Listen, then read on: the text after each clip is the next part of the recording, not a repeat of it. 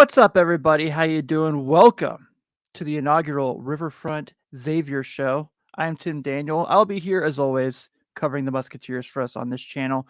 As for those who know, I've been covering Xavier for about 7, 8 years on the beat, so it was long overdue to get this show started, and very excited to get this project going as well. So for the first one, I had to get a really fun guest. This man played for Xavier my first year on the beat, his 1 year at the Musketeers, coming to us all the way from Jerusalem today. Hanky McSpanky himself, Zach Hankins. What's up, man? I should have put Hanky McSpanky as my display name instead of Zach Hankins. That's funny, but no, man, what's up?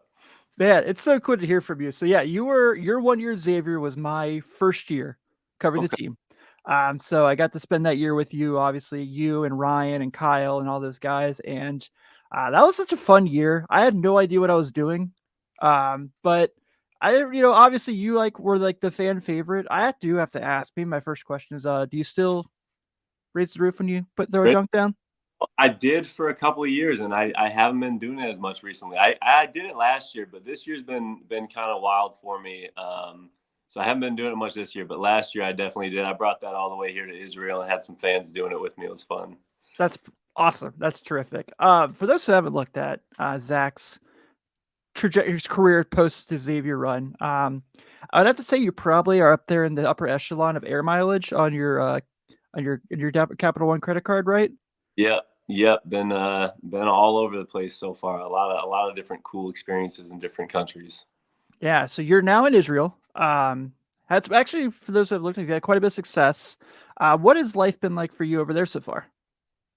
So last year I went to an Israeli team for like a 10-week period during COVID when they were like the first country to do a bubble.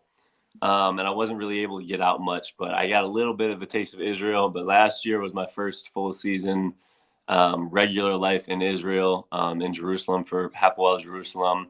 And I came back again this year, and I mean it was a great experience. It's a little bit of a culture shock at first, a lot of differences because it is. I mean, it's the Middle East. It's different from Europe. It's different from America. But my wife and I really, really loved it. We got a really cool, a lot of great people around us to support us because we are so far away from home. We had an amazing season last year, so it's been pretty good. Yeah, absolutely. I did quite a bit of dabbing to your real GM profile before this, Mm. so I got kind of an idea of everything there. Obviously, we're going to talk about your time at Xavier for sure, especially that 1 year. Have you had a chance to watch any of the current team at all? Have you seen anything what they're doing? Current team, not so much. I did watch the couple of years after I was there because I still knew some of the guys there, and I still followed some of their progress. Right now, I really only know like two guys decently well, know their games at least from watching them with Fremantle and Hunter. Um, following some of their progress and hoping Fremantle gets fully healthy because he's so fun to watch. He's Yes. a great player, and watching Hunter kind of blossom. I think in their postseason run, I can't remember if it was last year, 2 years ago, or something like that. He played some really big major roles. But so yeah, for the couple of years right after, I was following pretty heavily, and since then I followed a lot of the guys in their post Xavier career and their professional career because it's kind of fun seeing some of them have success in that. Yeah, seeing Najee in the NBA is pretty awesome. It's been really Yeah, cool. I got to be in summer league and then even some of the G League for the Pelicans. I got to play with him a couple more times, it was fun to play with him again and see him around. I didn't put that timeline together. That makes a lot of sense. That Yeah. is awesome. Because was it summer league? Did you play with Tyreek Jones again in summer league at one point? Tyreek in two summer leagues since Xavier, and one of which was with the Pelicans. Yeah, so it was kind of funny to have us all together again. That's awesome. That's really cool. Let's talk a little bit about when you went to Xavier because you come off being D2 Player of the Year. You actually committed pretty early to when you were going to transfer. As a matter of fact, you committed to Chris Mack, Yep. who ends up leaving for Louisville, and then you decided to stay and play for Travis. What kind of led to you when Chris moved on? Was it just something where you had a better relationship? Like not a better relationship. That's not the right word to say. Was this something where you built your relationship with Xavier through Coach Steele and that crew, or was it something that just like you committed, you just wanted to stay there? This is where you knew you needed to be. Yeah. I don't know. They're really big decisions for a young guy to make. Because coming out of D2, I want to get a lot more exposure. And so when I actually talked to my Division II coach about, hey, like I'm going to treat this year as my senior year because I had a redshirt year and then 3 playing years. He said, okay, this is before the season even started. Basically, he's like, all right, we'll treat this as your senior year. Let me reach out to some schools that are around the area and see where the interest is. And Xavier was, really early on that list, and met with the coaches and committed to them. Didn't let anybody know because I wanted to focus on that year. We ended up having a 38-1 national championship year at Division II.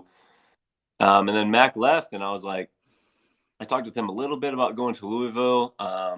Opened back up to like Michigan State, pulled back in on Michigan, see if they were still interested. And it was down to Xavier and Michigan State. And, the head coach at Michigan State didn't call me back when he said he would. And Travis Steele took a flight up to see me on the first day he was allowed to for recruiting to say, like, hey, listen, like, you're my first stop. I want you here. So for me being, in a big decision and in a tough spot, not really knowing what the best decision was, I went to a place that I felt really wanted me and really wanted me to be a part of something that could be really good. So that's really kind of what my entire career boils down to, is who's making the effort to show me that they want me so I can give them the effort back. And so the year before you come in, is obviously they're the 1 seed in the tournament. They have that really good run. And then you come, like you said, your group comes in, you, Ryan Wellich, Kyle Caslin, Elias Harden's on that team. Yeah. And you guys kind of like, what was like kind of the first couple workouts, those summer workouts with that team, kind of getting that crew together, trying to build that camaraderie? Yeah. I mean, it was definitely different because I came from a team that the core of guys had been together for 4 years. And so now I'm coming in as one of the older guys on a team where these guys have been together for a couple of years, but it's a big shakeup, a new coach. And not only that, but an assistant coach trying to be a head coach, which is one of the hardest things to do in sports. Um, and then a couple other guys too with Welly and Kyle that, like, we have to find our roles on this team. We have to kind of like work our way in here. So it was definitely competitive in the summertime. When you get into some intense workouts and stuff and everybody's going at each other, it can definitely get intense, but it was really, really fun. I really enjoyed it. I enjoyed playing with those guys. They're extremely talented. It was just a lot of fun. I think I had one workout where I was just moving great, playing great. And one of the coaches came up and said, hey, like, you're doing something here. You're making that point that, like, you can be a part of this. So yeah, the summer was a lot of fun. I thought we had something kind of good brewing. Yeah, I feel like that season is kind of like there's chapters to it, right? Because you kind of have getting everything together. Then you guys have the Maui trip. Mm. And then the rest of non-conference play is you're still kind of finding your footing. And of course, Yeah. you guys go on that run in February. But so we'll kind of go through that. Maui, obviously, was not what you guys wanted per se, but obviously no one's going to turn down having a week in Hawaii to play basketball. And that's obviously it's probably the most well-known MTE tournament as far as college basketball season. So for you, your 1 year in D1, getting to play in Maui, how cool was that? That was super cool. That was I was a small D2 in the Midwest, kind of just stuck in one little spot. And so that was kind of my first big trip to, you know, get far away and play in a really high level competition. And it was beautiful weather, great food. It was a lot of fun for sure. But like you said, like, we wanted more out of that for the beginning of the season. We wanted to feel more gelled together. But I think that, like you said, it was part of a step of a process to building something for later on in the season when we went on that run. Yeah, I'm delaying talking about the run for a purpose because it was so fun. So I want to Yeah. kind of make sure we have a little bit of a detail there. I don't want to obviously bring up the other things that kind of going through that time. So But you, but no, Hawaii was fun. Like, we got to do like team bonding stuff, go paddle boarding, seeing some sea turtles. Like, I think it was a good trip for us to kind of get to know each other a lot better and play together on the court. So yeah, it was good. I remember that because Duke was in that run, Gonzaga was in that run. Mm. And I remember they were showing like all the coaches doing stuff. And I think they showed something where Travis was shooting around somewhere. And I think 3 or 4 guys were like, I think that's the first time I've ever actually seen him shoot a basketball. Yeah. Yeah. Yeah, I don't specifically remember that. I know he did feel slighted at one point at a barbecue about their coaches not necessarily remembering his name for like the pre thing with all the teams together. But yeah, it was a good growing experience to kind of really get to know each other a lot. Yeah, absolutely. So you guys, obviously you come back, you finish off non-conference play after you guys beat Illinois in the last game in Hawaii. Um, get a nice little run, go to a couple game win streak before going to Crosstown. Come back from Crosstown, have the big win against Eastern Kentucky. Um, you kind of got it first, like you mentioned, you were kind of finding your footing at that time. In the Miami Ohio game, you went Illinois, Miami, and Oakland. You only missed one shot from the floor. Those 3 games total. Yeah. I got a good shooting percentage, man, but I mean, it is kind of easy when you only take shots within 5 to 10 feet of the basket. But yeah, the beginning was a lot of fun for me, and I think it was good to kind of get the guys to trust me a lot with giving me the ball inside and seeing that as a big pro.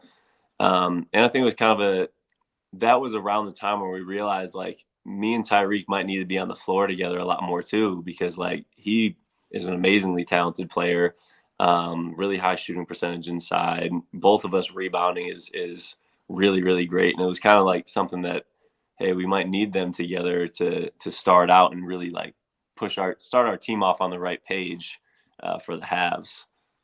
I was gonna get that was actually gonna be my next question because I remember it was like around that time, and I remember you guys get the post game in one game, and someone asked like, what who decided to make this decision to have you guys play together? And you both were like, well, we did. We went to the coaches and said it's our we need to do this, and I always thought that was kind of cool. Um, when you guys kind of what was it about? And so you mentioned like kind of needing that jump start, having you 2 on the boards, having you guys on the block, and then kind of the other 3 roles, having Paul obviously really his Mhm. first full year kind of being in charge of the offense and having Najee. And then, what was it like just kind of with that group, you guys on the floor together, kind of getting everyone involved, getting the ball moving? How was that process kind of figuring it all out together during that time? It's it's not really a typical lineup or style of play anymore in basketball to have 2 bigs on the floor. Especially too like we had a lot of great slashers on our team, so it took a little bit of time to figure out how to move on the court well all together because Paul's got great handles, Quentin's crazy fast and athletic, Najee too. And we weren't necessarily a great 3-point shooting team. Like that was just the reality of our style of play. And on top of that too, me and Tyreek were really, really high energy players and emotive. And we really vibed well together with that. We fed off of each other that way. And so I think we got to a point of like, hey, we need to have a lot more inside game and we need to start out really establishing that inside game. So me and Tyreek were like, hey, we're both smart enough to be able to move opposite of one another, keep the spacing, which is a difficult thing to do in today's game with 2 bigs inside, especially in college too, when the paint's more packed. And then even the guards adjusting to that too of hey, let's see where the lane is that I can drive. Make sure the bigs know how to move around and still be able to have space for passes and dump offs and kickouts. And it was definitely it was a process to learn and go through in drills, just working out where the correct spacing is for that, and then to be able to start that way and then be able to go back and forth and keep me and Tyreek, one of us in the game with that high energy, maintaining it. I think just starting off in the half that way is really kind of sets the tone for the half and for the game. Yeah, it looked like, and you're kind of seeing this kind of has been a Xavier staple over the years. And I don't know if it just kind of is coincidental or not because Sean runs it now with Mm. with 2 bigger bodies. You guys ran that high low pretty effectively, Yeah, and I always thought that was kind of really fun to watch. That's but like you said, it's not often. I think the Lakers do it now, and that might be it. yeah. So I always thought that was kind of cool to see that. I always appreciated that for your team as well. Um, when we go through and kind of look at the start of Big East play, and obviously when you come to Xavier, you know what you're signing up for in conference play. You know you're going to play the best teams in the country. 2 or 3 times a week at times. The Villanovas, which I cannot wait with talking about the Villanova win. That's like one of my favorite games I've ever been to. Marquette, you saw it then. So for you, that kind of situation of going to Big East play, obviously the competitor in you I know is very excited.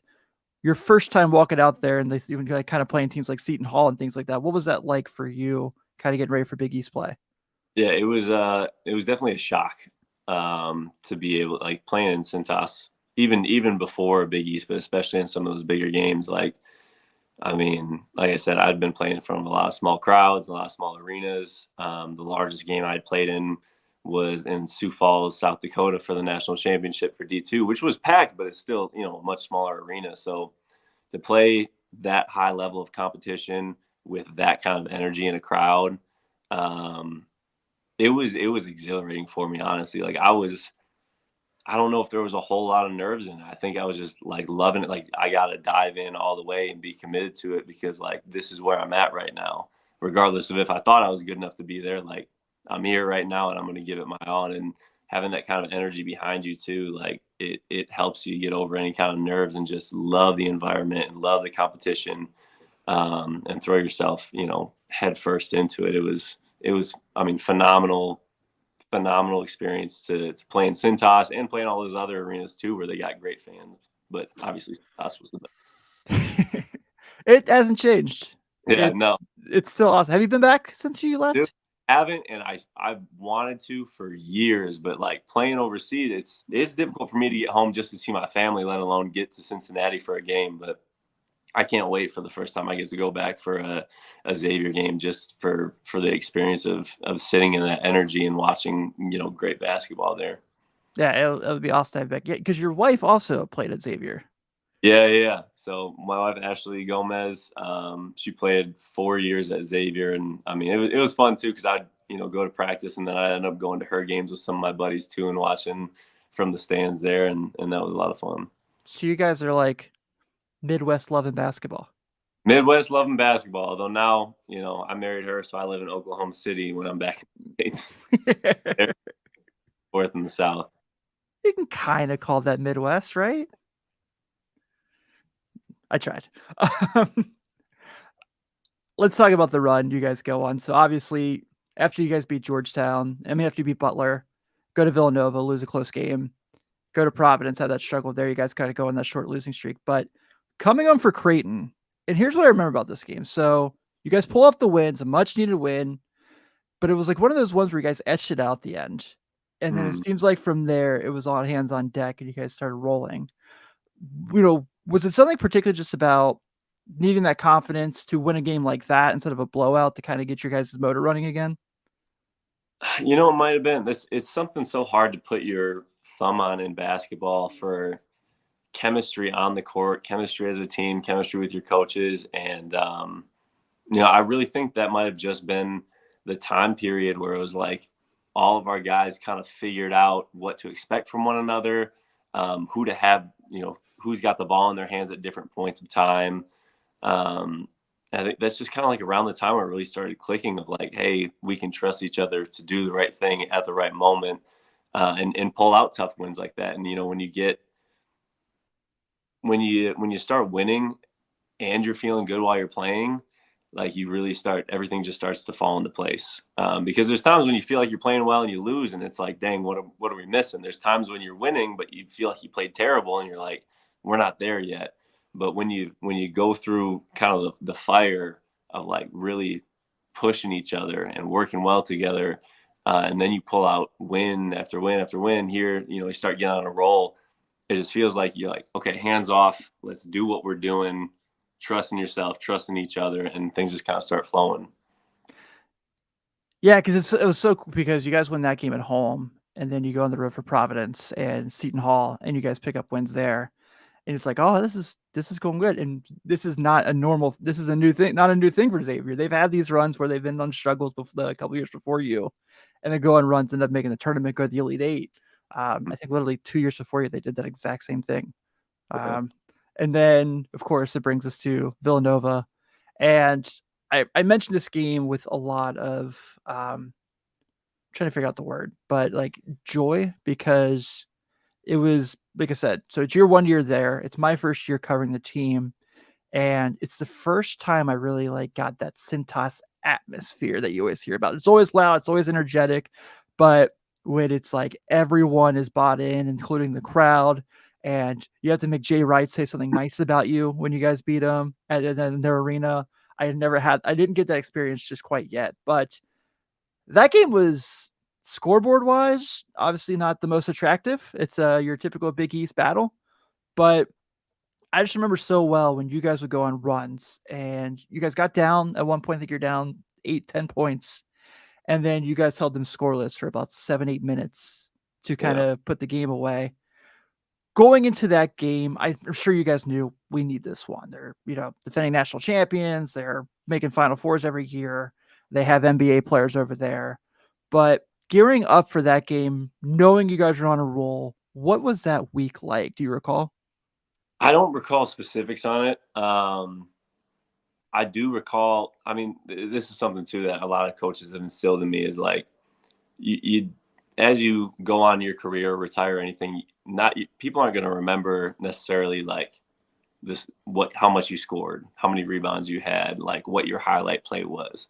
But what you're going to remember is like the feeling that you had with your teammates, the feeling that you had with your coaches, the feeling that you had in that moment and in that arena. Um, and so like the main thing that I pull away from the end of that year and big moments like that is like there was definitely struggles like in the beginning of the year, even in the summertime, getting to know these guys, feeling them out, trying to gain confidence in yourself and from your teammates to trust one another, and getting like near the end of the season there is like, I mean, everything was just like you said, all like everybody in that arena just all in supporting you, everybody on the team all in pushing each other. And when shots fall, and then even on the defensive end, like I felt like we were a really good defensive team that year. I felt like we really like were able to be gritty and battle. Me and Tyreek guarding the paint, some really good ball pressure, and just knowing where to rotate, knowing what to do, knowing what your role is. Just those feelings of like everybody on the same page and everybody synced in. It's like you can revisit that feeling and just feel great about it and take pride in that. I remember so well. So after you guys win that game, and the crowd's obviously going nuts, we're all kind of sitting in the media room. And for those who haven't been to Cintas Center, where the players' locker room is and the media room are like across the hallway from each other, you can kind of, sometimes when things are going well, you can kind of hear the locker room. That was the loudest I'd ever heard the locker room at that time. And you guys were like really energetic. It was like the vibe was awesome. I just remember like you guys come in the presser and there's like everyone's got smiles on their face, everyone's happy. What was that like? Do you recall the locker room that day? Because I felt like it felt like a nice big party in there for a minute. Yeah, that's one thing too. I take away from Xavier is like when we were on a roll and we were having fun and we were all really clicking. It was clicking off the court too. Like the locker room was really healthy, really great, really fun. We were, I mean, putting on music and celebrating and dancing. Not only after big wins, but after a lot of wins, like having a really good time vibing with each other. So especially when you get the big wins, man, it was fun in there. Coaches were getting in a little bit on it, like celebrating, and it was just a lot of positive vibes in the locker room. That's a huge thing that helps on the court too when you guys are all just clicking everywhere. You guys go into so you actually I don't know if you knew this or not, but you guys in the regular season when you beat St. John's, you guys beat Chris Mullen in his last regular season game as the head Oh, coach of St. John's. was that the last? That was at Cintas, right? Yep, I think that was our senior night too. yep. Yeah, yeah. Yeah, and then so going from there, you go to the Big East tournament, and your Big East tournament is also one of those. You mentioned obviously with the where you shoot obviously helps a lot, but you played really really well those two games. You guys are this close to being Villanova again in that time, but for you playing in the Garden, like you mentioned, obviously Cintas has that atmosphere, that environment. It was way different than where you played before. What was that like? Those 2 nights getting to play at Madison Square Garden. Yeah, I mean, I feel like it's every Hooper's dream come true. Like you want to play at Rutgers Park and you want to play at Madison Square Garden, um, and so like Madison Square Garden, it's a different kind of energy than like Cintas when you got your home crowd there. Obviously, we had great fan turnout there, but um, it just has like a weight to it when you walk in. Like there's a weight to the history there. There's a weight to basketball there, and getting the honor to play there on that court in such a big moment. And I mean, man, it was an unbelievable experience. And then to have really good games there too. Like personally, I mean, I don't always view myself as a great basketball player. Obviously, there's a lot of work and effort that goes into building yourself and your self confidence, but to play well, play with a group of guys that you really enjoyed as people and as teammates, um, and to play in an arena like that, it was unforgettable experience for sure. Yeah, it was. Yeah, because I feel like if you guys win that Villanova game, I think you make the tournament. I feel like if the referees didn't blow it at the very end when the tournament, That's true. for sure. Listen, after we beat Creighton, that was a great game. We were still on that roll, still all really meshing together. We go up against Villanova, and really for us and mentally, like I think Seton Hall was going to be the finals. Mm-hmm. We felt like we matched up great against Seton Hall. We felt like we really had a good hold on them. And so for us, the at least for my mind, the hill was going to be Villanova. That was going to be who we have to win against to win the tournament. Because going into Seton Hall, we were like, hey, we got this. We beat Villanova. We got this. Yeah. And I felt like we were playing well. I felt like we were really, really competing. They obviously everybody goes on little runs, but like I got punched on by Eric Pascal, and not a second thought goes by my head like we're gonna keep going, we're gonna keep winning. There was never any like drop in our mental game until overtime, and I think that charge call with Gillespie Oh God, I forgot about that. blatantly sliding underneath Najee as Najee's already in the air. You can watch it as many times as you want to from any angle. It is a blatant sliding underneath a player that's already in the air and moving. Whether or not Najee makes that floater, he gets free throws and he's going to knock at least one in. Like I have all the confidence in the world in him. Right. So for that call to happen and then going to overtime, it just took the wind out of our sails. And going into overtime, we missed a box out for a putback, I think by Pascal again. We missed a closeout. Little things just kind of like it just tumbled from there. And so, when adversity hits, it really shows. I mean, we still could have won that game easily, just based on how we could have handled adversity better. But when you get a call like that for a game where you feel like everything's clicking and you have a really, really great shot at it and the correct call would have put you there, it was a tough thing to swallow for sure. That was that's something I still think about sometimes because I think winning the tournament, being on that roll at the end of the season, ramping all the way up, and then going into the NCAA tournament, I feel like, hey, man, we had a great group of guys. We were on a roll. We, could have won the Big East tournament and gone on a run in the NCAA, but didn't happen. So big picture for you. What does that year at Xavier mean the most to you? Obviously, playing a year there, playing the Big East, but personally, obviously, like you mentioned, your wife played basketball there, so you guys were there together, and how cool that had to be. But just that big picture of that year at Xavier for you in Cincinnati, what was that? What did that really mean to you overall? big picture, I mean, it was the furthest away I've been from home. I feel like I was, I spent a couple of years at college, a couple hours away from home, but moving away, I was older. I think I was like 23. And I felt like I was kind of really becoming a man there. Finding my wife, being an older guy in a team, and a team of guys that were just kind of thrown together with a new coach, going assistant to head coach. That's a hard thing to do. Having new guys come in that are veteran or just older, that's a hard thing to do. I feel like big picture for me, it just helped me grow a lot in maturity as a person, as a man, as a basketball player, understanding chemistry on and off the court. It was just a really big growth year for me, and it wasn't based on the success of the team or the success of myself in that year. It was really just based on the lessons learned through it, I think.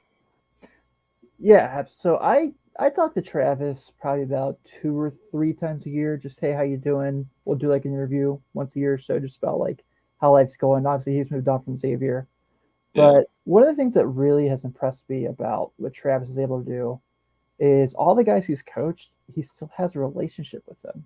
And I Yeah. always thought that was really cool. And I think a couple years ago, during a presser, I asked him about Jack Nungy, and he mentioned you text him and was like, "I really like how Jack plays." Yeah. So I thought that was cool that he kind of mentioned specifically him and you still talk a little bit. What do you guys still have a relationship at all? Do you guys still catch up every now and again? I would say every now and again. I haven't talked to him for maybe a year, but he's, we have the kind of relationship that I could text him right now, and I will expect a response pretty soon after, and a quick catch up session. How you doing? How am I doing? What's your life like? I think he got a horrible rap after his time at Xavier. I think Xavier fans kind of didn't appreciate him for the difficult position he was put in.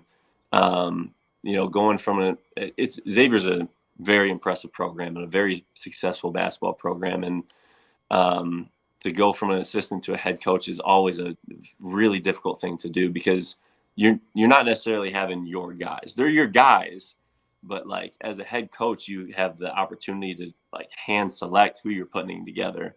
Um, and I don't know. I mean, he didn't have a great amount of success at Xavier, but I look at him as a great head coach, a great basketball mind, a really good motivator. Like he can talk very well, and get guys to want to play for him.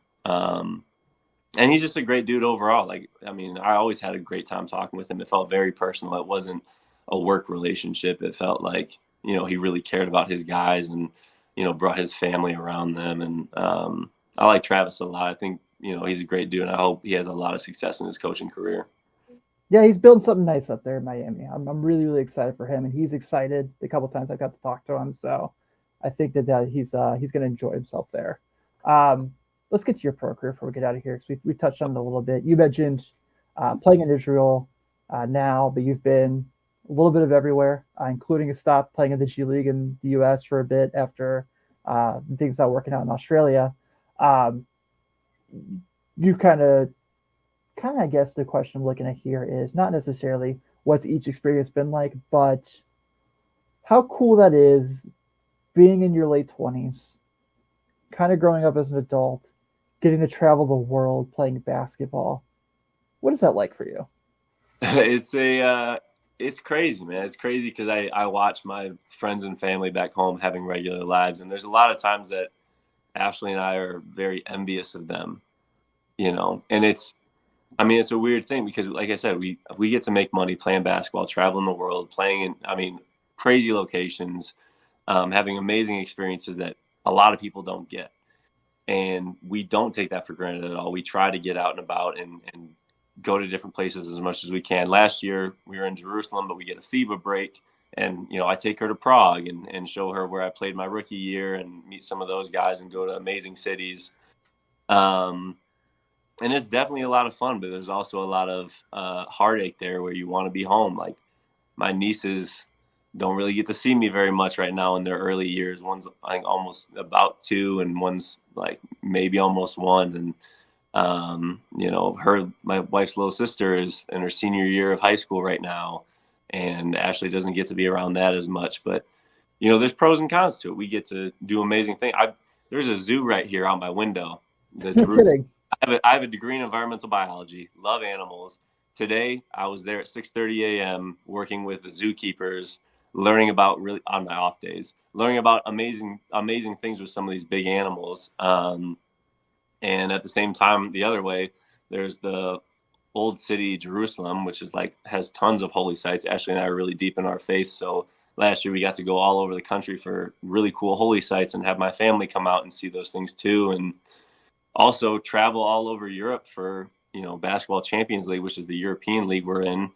I can't count how many countries I've been to, and going out and seeing some really cool historical sites and getting to try so many different foods and see so many different things. And it's an experience that we're is building our relationship in our life in a really really unique way. I think I mean, we don't take it for granted. We feel very very blessed to be here and be able to do all that. And at the same time, that I'm an 11-hour flight away from home. and that's a tough thing to swallow as well. And missing the people that you care about, missing your old teammates that are building their lives, or missing Xavier games that you could go to and relive some of those really cool experiences. You did get to play a year in America, playing in the G League. So that was coming off of a surgery, and I started in January actually of that year because I had to start recovering Okay. surgery. Um, so that was a really interesting experience too, because then they're traveling all over the country, but still in America. There's still some, your regular restaurants and gas stations that you know how to use right down the road. Yeah, because were you supposed to be in Australia at that time? Yeah.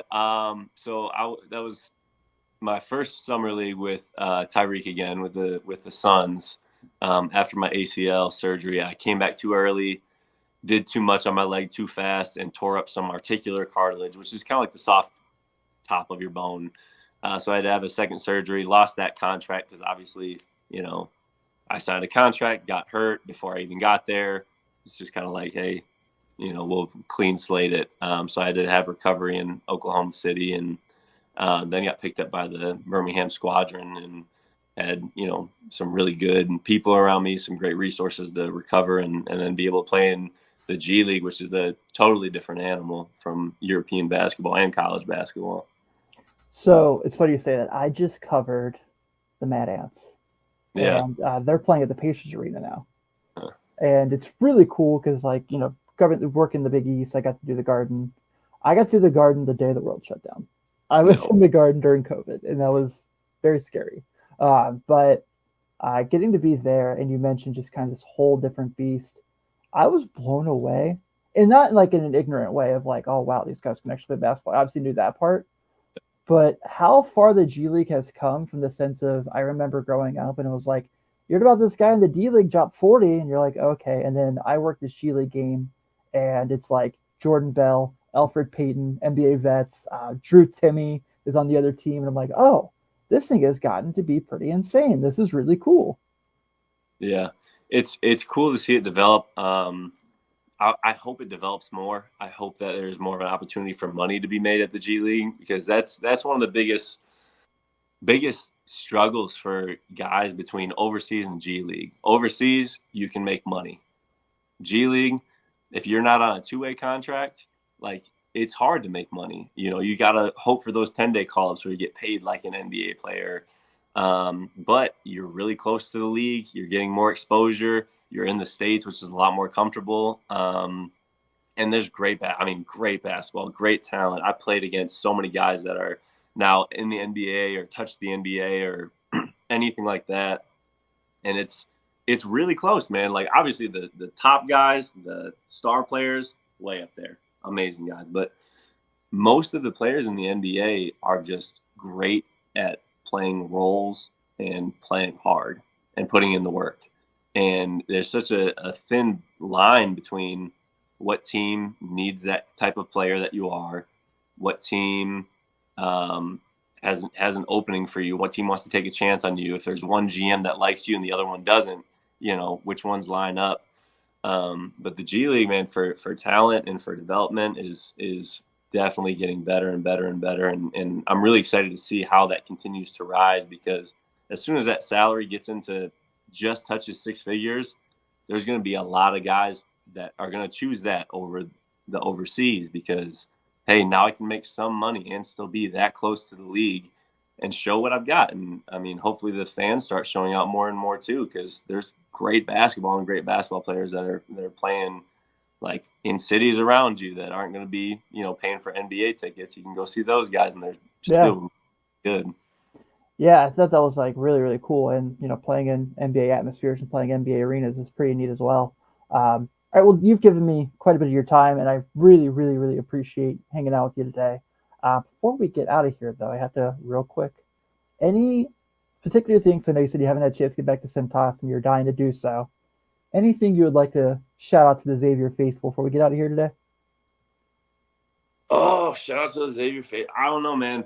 For me, I mean, I throw anytime I see anybody with an X hat on in an airport or anywhere, I just throw up the X's. So shout out Cintas, shout out the student section. Y'all are wild. throw up the X's everywhere you go, represent it, and correct people when they say Xavier, because I saw a kid here in Jerusalem like a month ago, and he looked me up after meeting me, and he said, "Oh, you played at Xavier." I'm like, "Listen, dude, it's Xavier."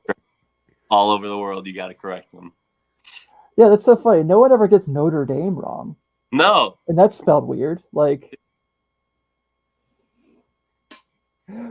perfect. Well, Zach, I definitely appreciate this, man. Thank you for not only being my first guest, but working with the time difference to make this happen. It was a pleasure to catch up with you, man. Yeah, absolutely. Appreciate you having me on. Yeah. So we're going to wrap up episode 1 of the Riverfront Xavier show with Zach Hankins joining us today. Thank you guys so much. We'll be keeping this going throughout the season. Have a good week, and we will talk soon.